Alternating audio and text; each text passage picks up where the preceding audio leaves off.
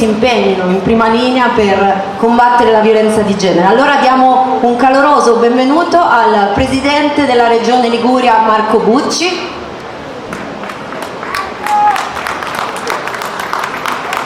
E chiedo di avvicinarsi all'onorevole Ilaria Cavo, al Sindaco Pietro Picciocchi, all'assessore Sergio Gambino. Ma intanto, Presidente,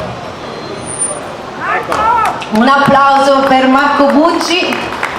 Wall of Dolls è presente anche plasticamente con questo muro che è proprio sul palazzo di Regione Liguria, a dimostrazione che Regione Liguria è impegnata tutti i giorni contro la violenza sulle donne, ma anche per creare le condizioni per cui la donna possa essere indipendente e libera di scegliere. Proprio questa mattina è stato presentato un progetto che darà una mano alle donne per essere indipendenti economicamente e per dire la loro. Il gender gap è ancora un problema da risolvere. Quanti anni sono che siamo qui? Dal 2016. Dal 2016, pensateci un po', L'anno prossimo facciamo 10 anni. Sì. Ecco, non è poco. Non è poco avere in una città un segnale di questo tipo, che vuol dire che la città pensa, vuol dire che la città ha in mano un problema. Che poi l'abbia risolto non è vero ancora, però almeno c'ha in mano un problema e cerca di metterlo in questi termini. Ora, io questa mattina ho partecipato a un evento qui in Sala Trasparenza dove è stato presentato un libro importante, un libro che si intitola Le donne sul ponte di comando, ovvero sia che mette assieme la figura della donna anche come top management nelle aziende assieme alla Blue Economy. Ed è un segnale importante perché di questi due pilastri, le donne da una parte e la Blue Economy dall'altra, sono due pilastri del nostro territorio a cui noi crediamo molto e noi vogliamo che si porti avanti.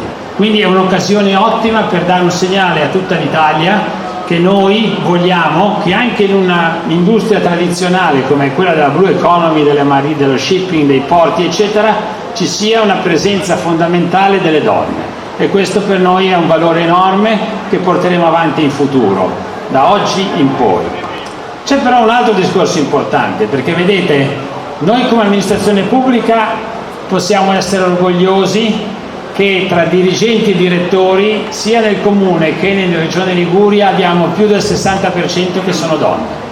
E soprattutto la grande differenza è che le donne che lavorano nell'amministrazione comunale e municipale, cioè nell'amministrazione pubblica, hanno esattamente lo stesso stipendio dei maschi. Questa è una cosa importantissima che purtroppo non c'è ancora nella società civile italiana. La società civile italiana raggiunge addirittura situazioni molto tristi, dove c'è una differenza dal 20, 25, talvolta al 30%. E questo è un problema grosso, che dobbiamo tutti impegnarci a risolvere.